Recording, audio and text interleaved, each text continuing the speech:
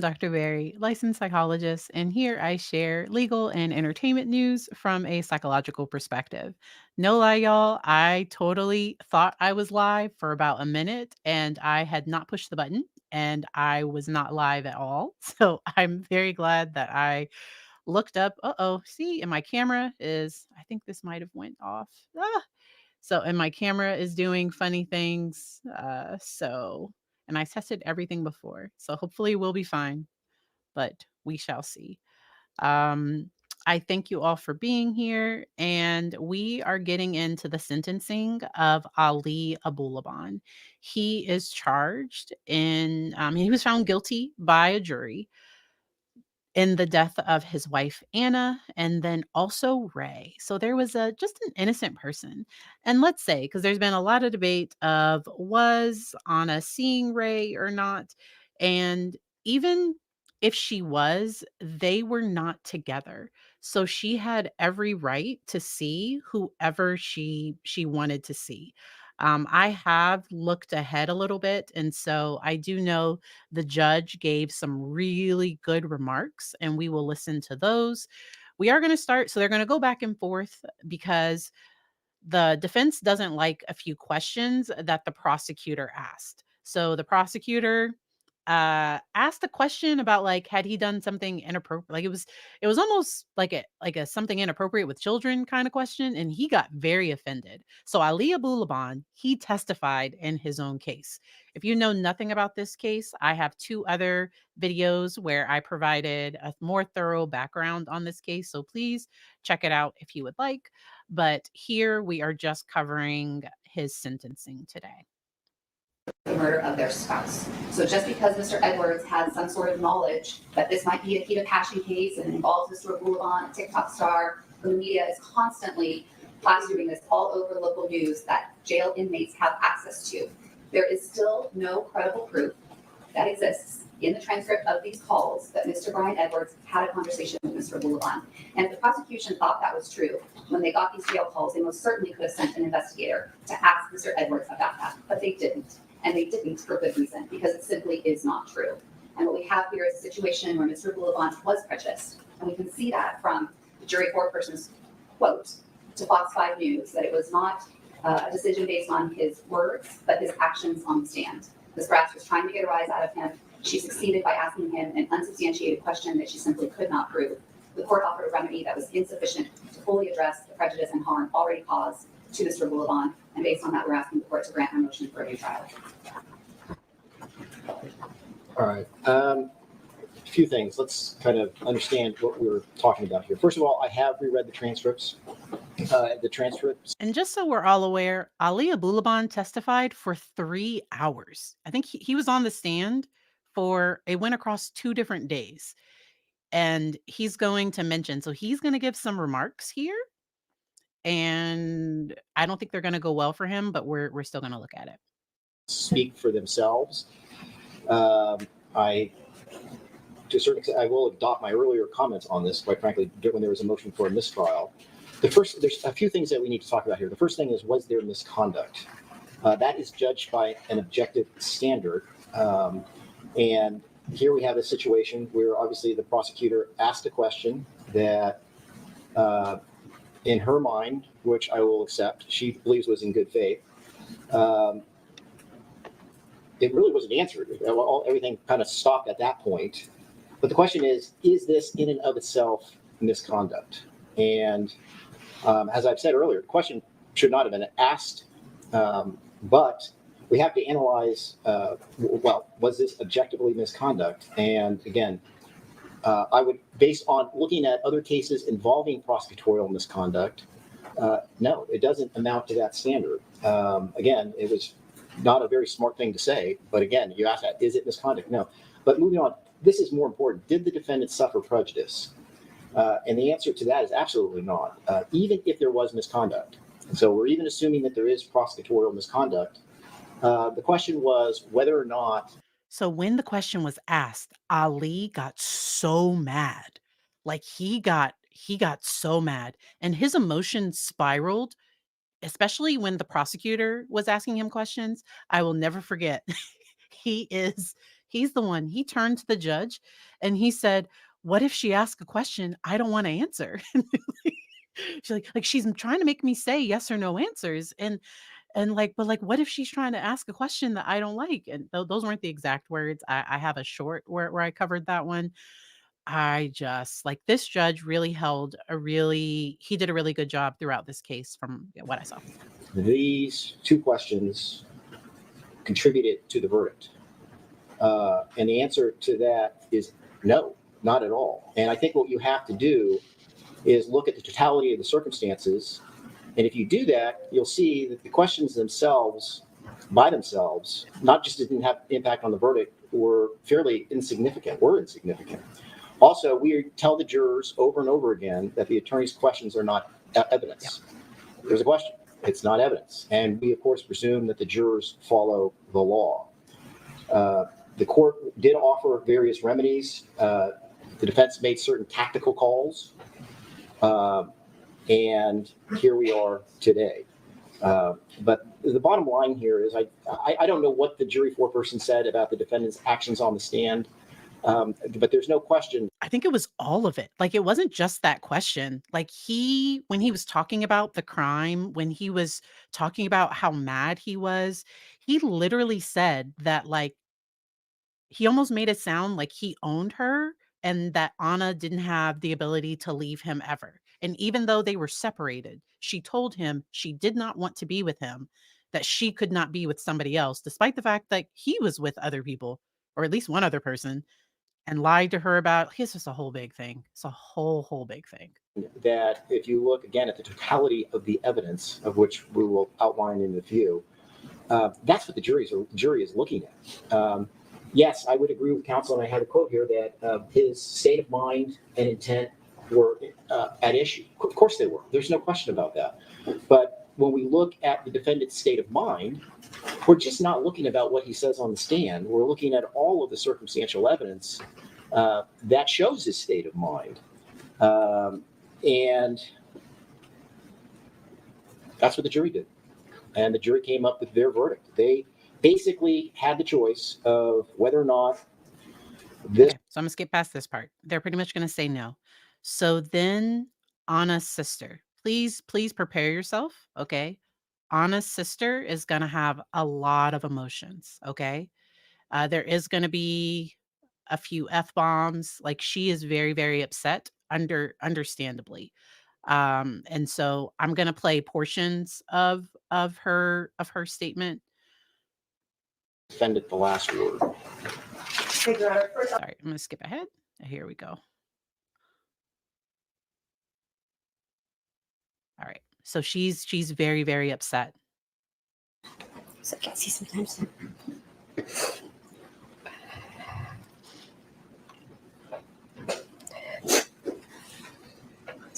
Ma'am, please Sorry. state your first and last name and spell both of those names for the record. Yeah, Hermes Sarton. Your Honor. Or,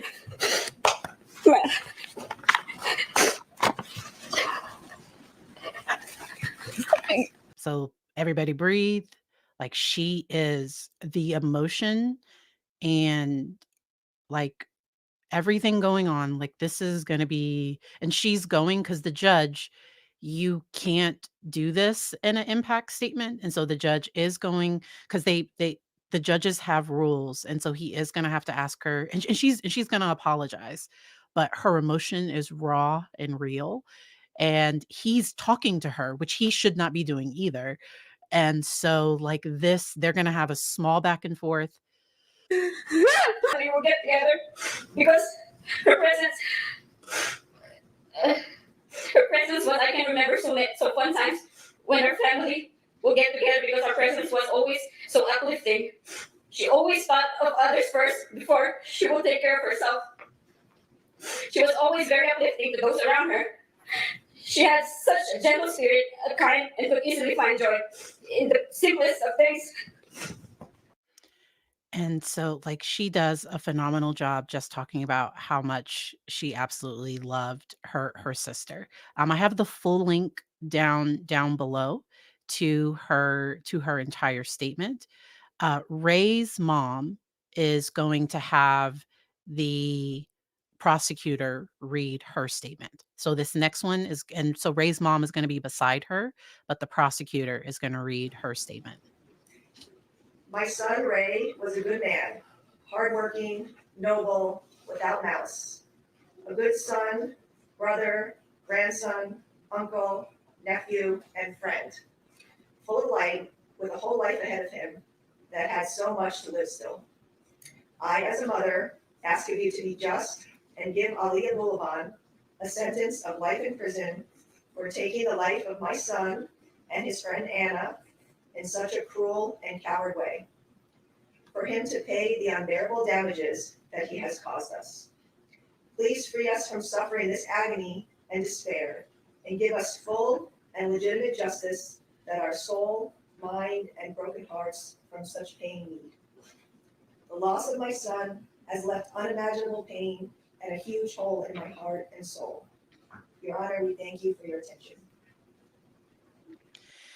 And so I just wanted to highlight Ray because he was just there. And even if they were dating, even if Anna and Ray, let's say they're dating, let's say they were there doing a substance, that was not a reason to murder them. It just wasn't. And he made it seem like he owned her. And 12059. There is a statement coming up that was really, really powerful. And so I believe it was this individual statement. Oh no, it's the next one. Okay. So this one here, she had some really powerful words about how it was all about him. So in my personal opinion, there were a lot of to me, he showed a lot of signs of malignant narcissism. Also, he might have had ADHD, he might have had a history of childhood trauma, but and then he also had a substance, at least use, possibly abuse disorder as well.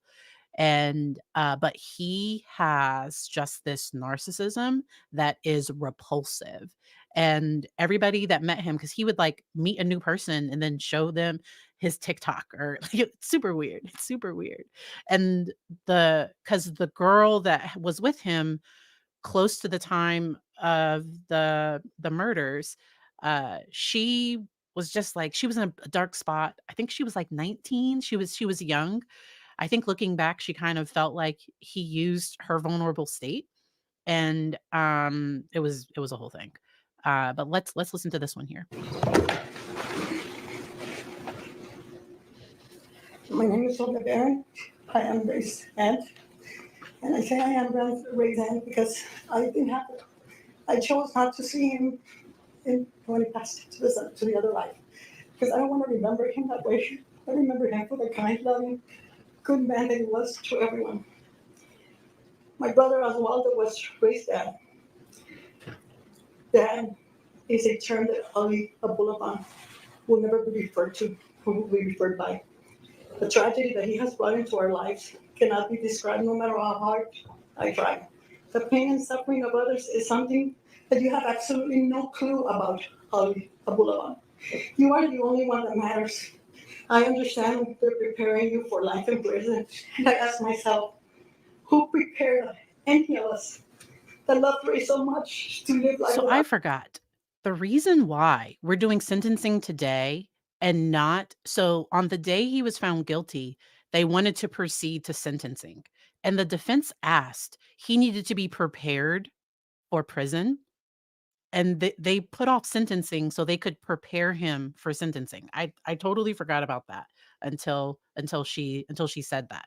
Like, people flew in. People were there thinking that if he was found guilty, that they were gonna proceed with the sentencing phase immediately, but it was able to be put off, until this day. I forgot. Okay. From the moment I received the call from my niece Lisbeth, Ray's sister, I refused to accept the reality of what I was hearing. It just did not make sense. And I kept thinking, this only happens in movies. It happens in maybe in other people's lives, not in ours. Suddenly, all I could think about was my dear sister-in-law, Lupita, Ray's mother. How was I going to face her as a mother myself? How could any of us mothers know, except that we lose a child in such a way that is making no. So, I don't want to minimize. So, having untreated ADHD, and I think he used substances. He ended up abusing them in a way, and the ones he flocked towards were the stimulants. And he could probably get a lot done. He probably felt very productive. He probably felt more creative, and so the ADHD could have placed him at a greater risk to have a substance use disorder or even substance abuse disorder. But he has some additional things, and I don't think he ever felt good enough in his family. I don't think he ever felt good enough to anyone. He did this, and he called his mom. He went and picked up his daughter, and so when he was arrested, his daughter was in his car, and thankfully, he surrendered peacefully, but, like, to me, it goes beyond just, like, ADHD imposter syndrome. Like, it goes way beyond that. I am gonna go ahead and skip ahead to Ali's statement. It is ugh, but, like, we gotta do it. We gotta do it. And so it's 1:39:08, I think? 1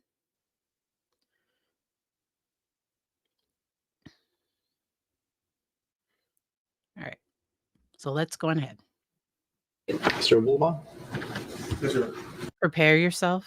He is going to attempt empathy, and it's not gonna go well. If you want to make a statement, this is the time. Your Honor, I have something written. Okay, May I face? sure.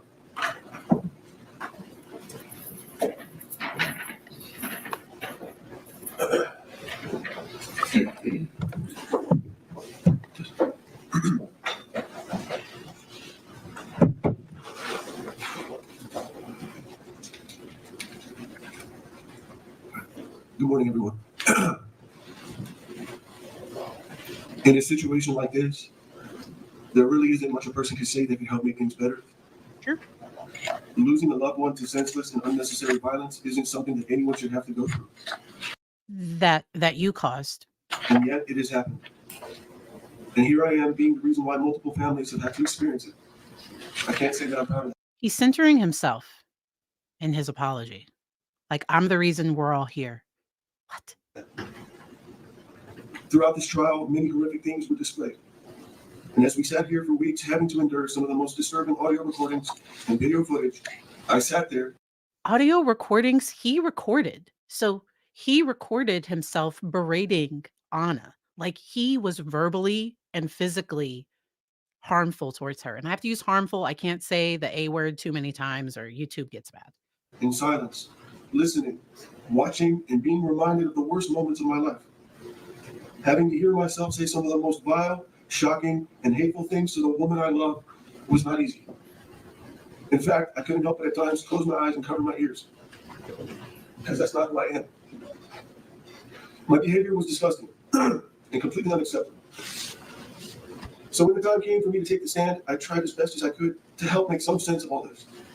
To explain that everything you all saw in the last few months leading up to this incident was a horrific result of the tragic downfall to a once beautiful relationship. But even so, in those 3 days that I took the stand, I was able to share and say a lot. So there is a question of, can somebody with full narcissistic personality disorder that is not active in treatment, can they really love you?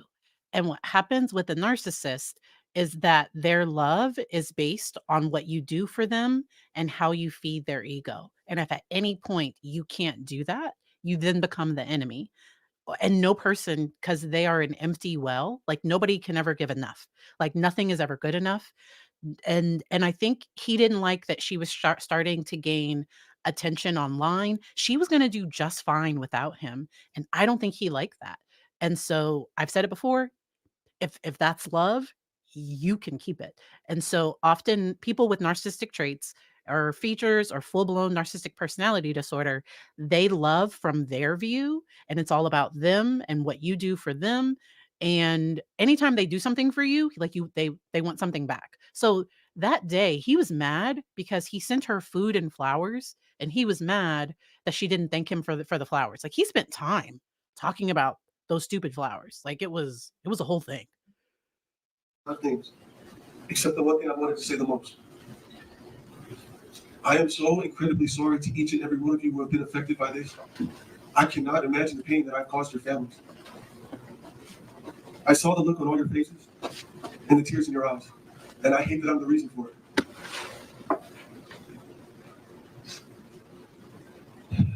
On that day of October 21st, 2021, I was in the worst physical and mental state of my life. I was sick, suffering from an untreated severe mental illness that was combined with a crippling drug addiction, which put me in a state of a drug-induced psychosis.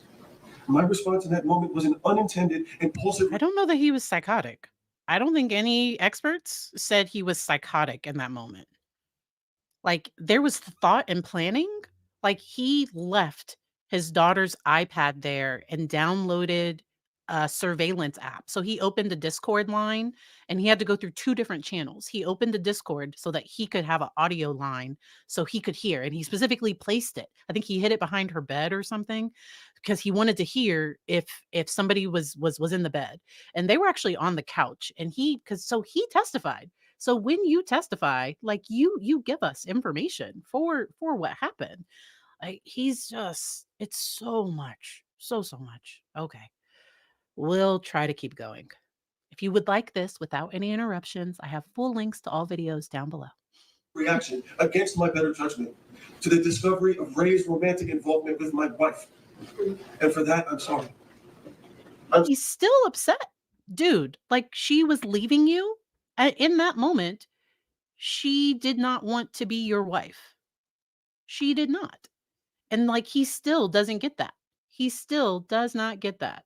All right, I'm gonna try to turn this a little bit. It's still doing weird stuff. All right, we're gonna try to see if it stays there. My camera, nothing else. All right. Sorry that in that moment I was not mentally strong enough to control myself. I'm sorry that my horrendous action that day resulted in the undeserved deaths of Rayburn Barone and Anna Marie Abulaban.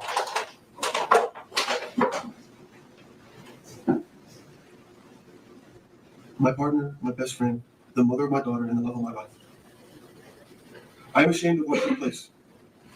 I am devastated by the damage that I've caused to Anna's family, to Ray's family, and to my family. If I could undo all of this, I wouldn't hesitate.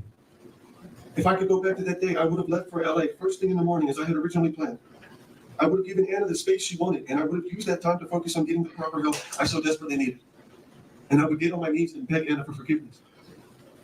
Forgiveness for becoming distracted, for letting my anxiety and my insecurities affect my thoughts and my behavior towards Anna and towards her friend. Forgiveness for using cocaine as a remedy and becoming addicted because of it. For neglecting my responsibilities to you, Anna, as your husband, and my responsibilities as a father. And for allowing the drugs to turn me into a pathetic empty shell of the man that she fell in love. Because of those factors, I lost myself. And because of those I think the physical harm towards her started before he was on any substances. Okay. factors, I lost Anna. I am so deeply sorry to each and every one of you who have suffered for the last 3 years. To the Cardenas Barone family, to Ray's mother and father, I am so sorry for what I've done to your son. To Jordana and his siblings, I am so sorry for what I've done to your brother. I really wish I could have gotten to know Ray the way that you all do, the way his friends did. And now, after seeing just how consistently you all showed up to this trial in support of him, I have no doubt in my mind that Ray was a good person. The world has truly suffered a great loss, and for that, I'm terribly sorry. I wish this never happened.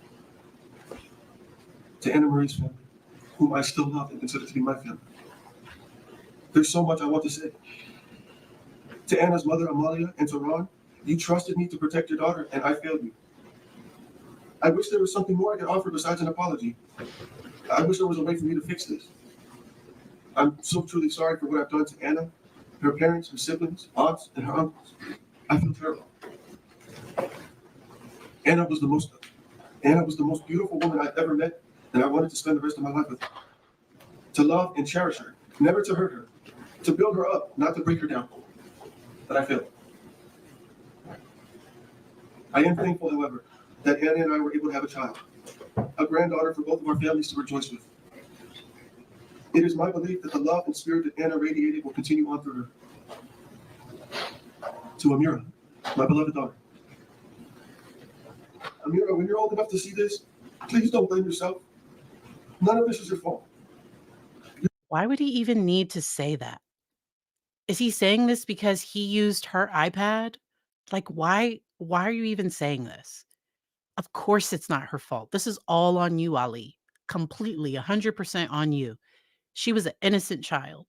You should not have picked her up. She should not have memories. I don't know if she does or not. I think she was she like 2 or 3? I think she was 2. I don't know. But because he picked her up. Maybe she was older. Maybe she was 4. Because he picked her up from daycare and he had her in the car when he was arrested by like a ton of officers. Your mom loved you so much, and I love you so much. You are the strongest girl I have ever known, Sorry. and I'm so proud to be your father. I'm sorry for what my foolish actions have costed you, from what's been taken from you. I'm sorry that now you not only have to grow up without your mother, but now you have to grow up without your father too. I'm ashamed, Are you? but that is why I will strive each and every day to better myself, to seek rehabilitation, and to hopefully one day come back home to you. Because not being a part of your daily life tears me apart. Once again about you. Why is it about you? To the Honorable Judge Frazier, I want to thank you for being extremely fair to me throughout this trial and for giving me the opportunity to defend myself.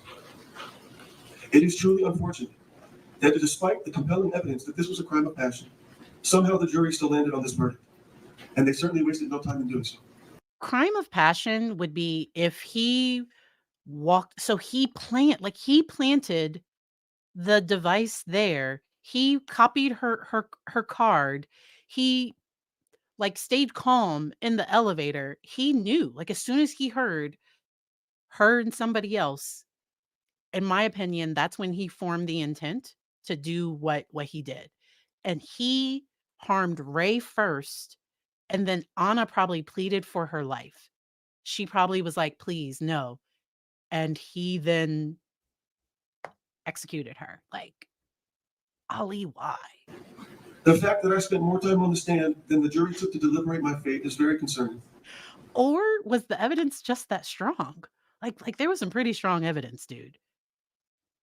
In fact, the jury foreman himself told Fox 5 News reporters that a few of the jurors wanted to pick second degree, but were pressured not to by the rest of the jury. I think that speaks for itself, loud and clear, that reasonable doubt was intentionally overlooked, and that justice was not the motivating factor behind the decision. It was vengeance. And now I am left with no other option but to spend the rest of my life in prison.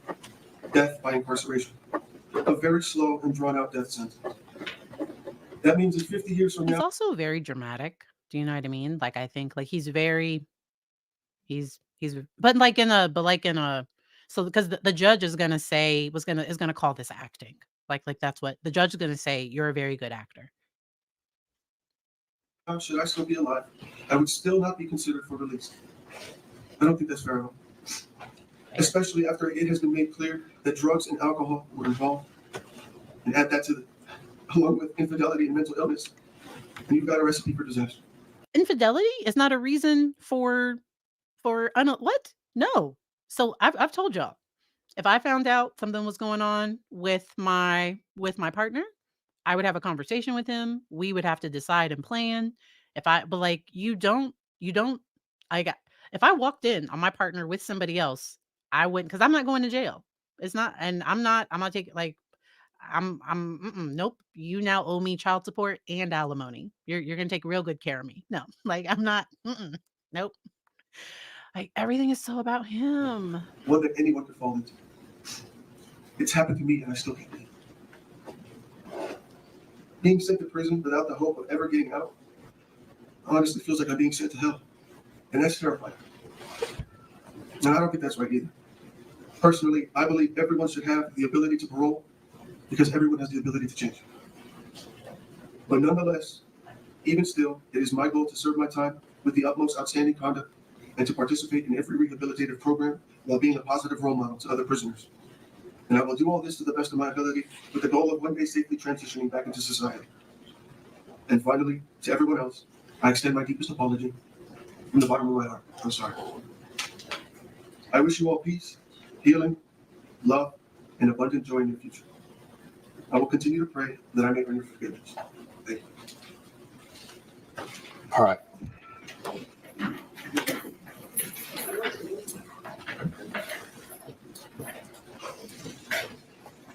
To me, he continues to have anger problems. To me, from what I can see, he if he could go off, like, it seems like he would, to me.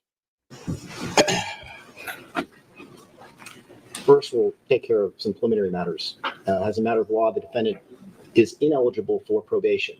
But if he was eligible for probation, this court would not give him probation. The court acknowledges its discretion and obligation at reviewing verdicts from when we get first-degree murders to see if it's second degree or even voluntary manslaughter. And I will explain also, as the defense has asked, that I have the authority to strike or reduce the gun enhancements. I also have the authority to run the LWOP sentences consecutive or concurrent. And let me kind of briefly go through that and why I am giving the sentence that I am giving it. First of all, has to be first-degree murder. I look at various factors, having sat through the trial. And I do this in every murder trial. And I don't take this lightly. I truly respect jury verdicts. Have I reduced a first-degree murder to second degree? I have. In fact, I did it 2 weeks ago. But I'm not doing it today. And I'll explain why it's not happening today. Very simple reason. The jury heard all of the evidence. The jury evaluated all of the evidence. The jury came back with a first-degree verdict, which was the correct verdict. It was a verdict that, when you look at the totality of all that happened during this particular crime, it's the only verdict a reasonable person could come up with. And considering all the evidence, and I'll just hit a few high points that I think, honestly, the jury was looking at. The defendant's text message to his cousin about killing. Defendant's controlling, demeaning behavior. When he said just a few minutes ago, he wants us to know who he is. That's who he is. It's very clear from the videos. His driving over to the apartment with a loaded gun. The fact that the victims were helpless, completely taken by surprise. The planning of a listening device. Firing within seconds of entering the apartment. Clearly showing an intent to kill, not heat of passion. Willful, deliberate, premeditated, cold-blooded murder. And something that is hard to explain, Ray was not involved in their problems at all. Not at all. But he shot Ray first. Shot him in the head in an attempt to kill. You don't shoot people in the head unless you want to kill them. And in front of Anna. That was deliberate. He wanted her to see it. Very cool. And he probably said, "This is your fault. This is because of you." Like those, that was probably her last moments, was probably him saying, "This is all you made me do this." Cuz he kind of said it on the stand that she flaunted her, like, that she was moving on in front of him. Like, he made it sound like any reasonable person would do what he did in his situation, and it's like, you have no insight. No, no. People, they move on. Like, they might be upset, they might get jealous, but they're not going to plant a listening device, copy the key to the person's house. Like, they're not gonna do all of those things. And Anna was so scared to get a restraining order from him. And once again, we'll remind everyone that often the most dangerous time for an individual that is in an unsafe relationship is when they choose to leave, when they choose to move on. That can be very, very so people have to have safety plans in place. And sometimes they have to do it quietly. Sometimes they have to um this is horrific. He took photos immediately afterwards. Who does that? He called his mother. He had 3 days on the stand to explain his actions. He explained them. And the jurors came up. So he's still mad. Like, he does not like what the judge is saying right now. Like he has no emotion regulation to me. He comes off incredibly emotionally immature, worse than Sarah. So Sarah Boone can at least like keep it like she might make faces and stuff, but she's not going to start like she's not going to be outwardly upset like this. Um he may have, because we talk about borderline personality disorder traits as well. He might have had, I don't know. The ones I really see are more of those narcissistic. That's just what I see. Again, with the only reasonable verdict, which is a first degree verdict. They also found, because there was 2 deaths, that this was multiple murder under Penal Code Section 190.2A3. The next thing this court has to consider is the gun enhancements. In the state of California, the legislature has both slowly and quickly changed certain enhancements, and the court is obligated to look at reducing certain enhancements, including those that require or have a 20-plus year addition to the sentence. And again, I look at both mitigating and aggravating factors. Of course, it goes without saying this crime involved great violence. It involved a firearm. It involved vulnerable victims who, again, had no time to react, no time to defend themselves. It involved planning. I don't think you could say it was sophistication or professionalism, but it certainly involved planning. When you load a gun, arm yourself with a gun, drive 10 or 15 minutes to an apartment complex, as we saw on video, his demeanor going up the elevator, his demeanor going down the elevator. So he looks kind of like, but because they have all of this on tape, where going up the elevator, he is like, because somebody's trying to make small talk with him in the elevator. That person had to testify. So the last person that talked to him before he walked in and did what he did, because I think it was a neighbor. I could be wrong. I thought it was a neighbor. That showed planning. And obviously, he took advantage of a position of trust. There's clearly that she didn't know he had a key, but he took advantage of that. Now, there are certain factors that, as for mitigating factors under the rules of court, I don't find any. 0. So I think he joined the military to get out of his dad's house and maybe try to have some type of success. I don't think he was in the military for more than like 3, 4, because I thought he got kicked out. I want to say he got kicked out. He worked for a job that had a security clearance, but Anna never pressed charges. So nobody was ever fully aware, I don't think. He always had excuses for her bruises, for what happened. He always had things that he would say. And yeah, it's a whole thing. None. There are certain factors with the defendant that I am obligated to take a look at. I acknowledge he has no prior record. I acknowledge the fact that at the time of this killing, he was suffering substance abuse and had some mental health issues. But I reject the fact that his childhood contributed to this at all. I hear terrible childhoods day in and day out, and his was not ideal, but it wasn't what we hear in this particular court.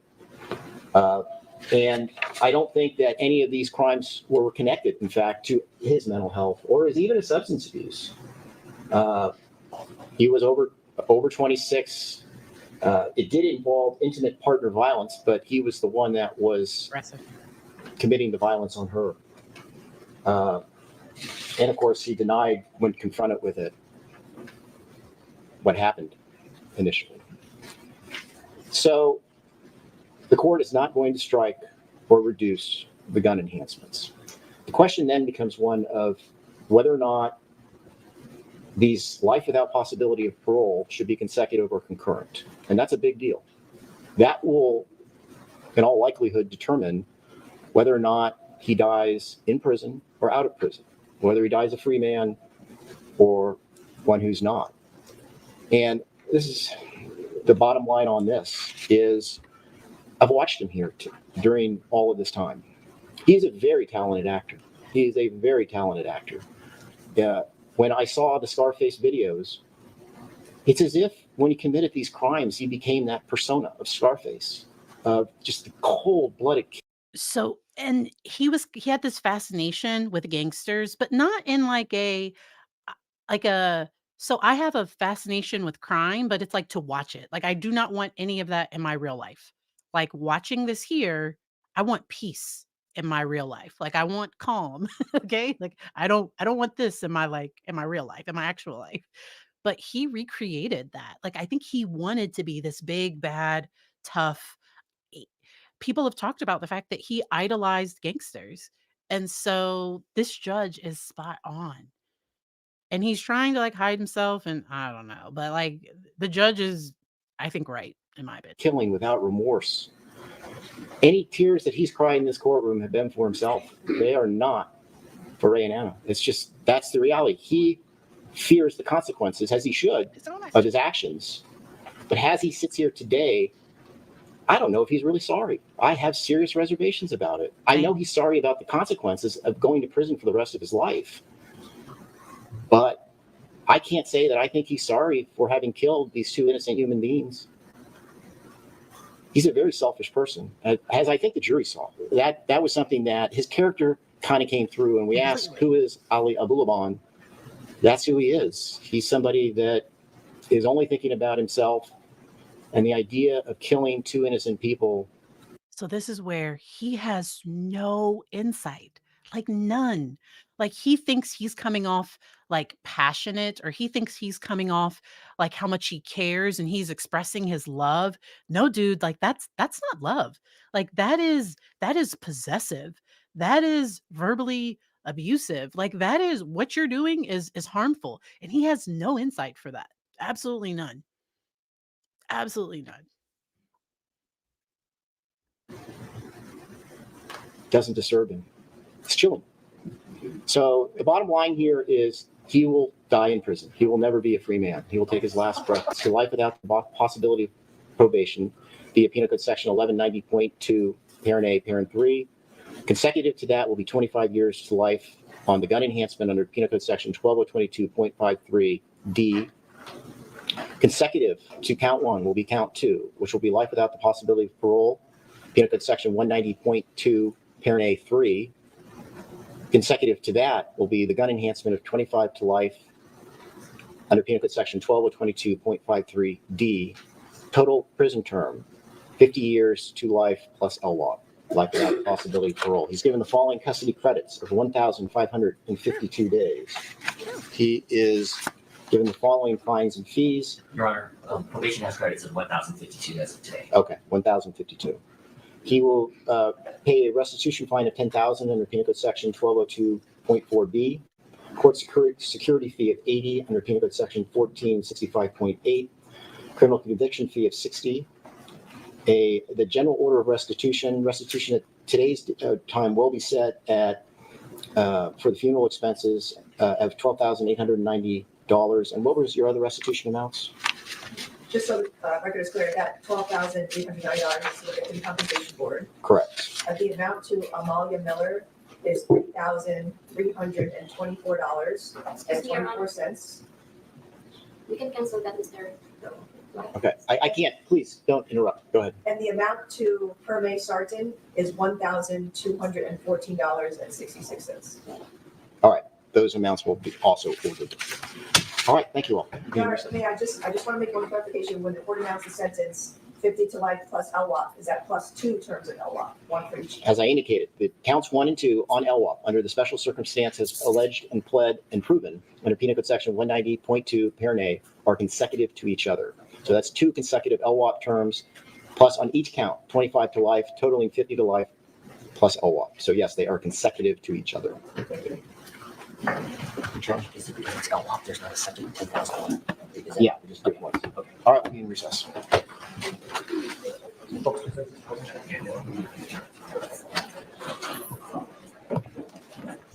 think his lawyer probably just told him, "You better you better go. You better do not," because right now he has nothing to lose.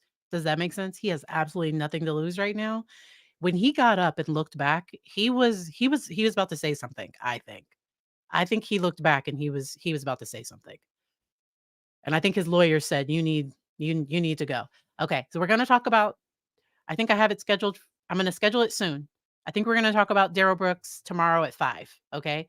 Whoopsie, I did the wrong one. Here we go.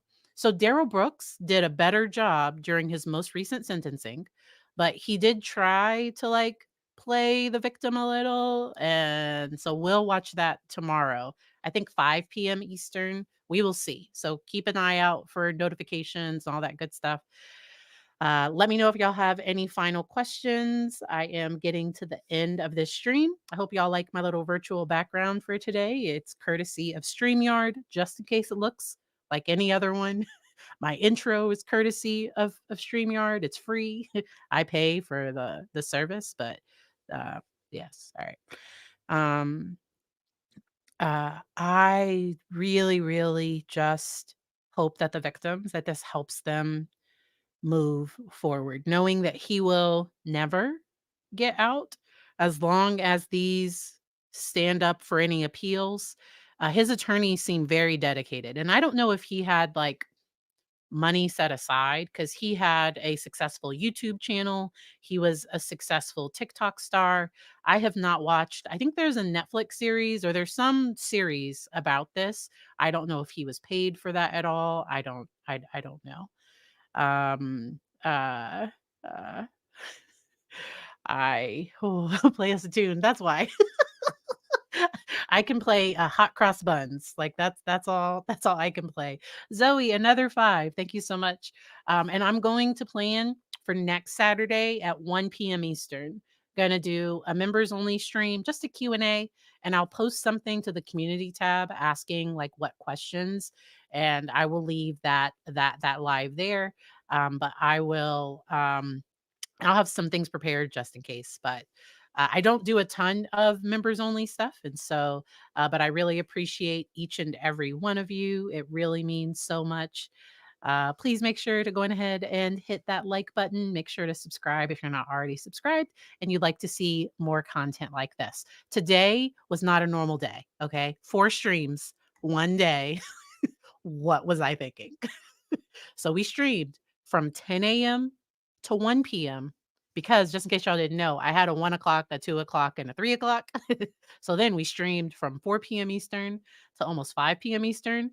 And then I have a 5 o'clock. And so I thank y'all for your time. I hope you all enjoy your weekend. If you'd like to hang out with me on Saturday, probably Saturday 5 p.m. Eastern. That's what I'm thinking. We'll be able to do. Drink some water, go outside, don't do crimes. Have a good one. Bye.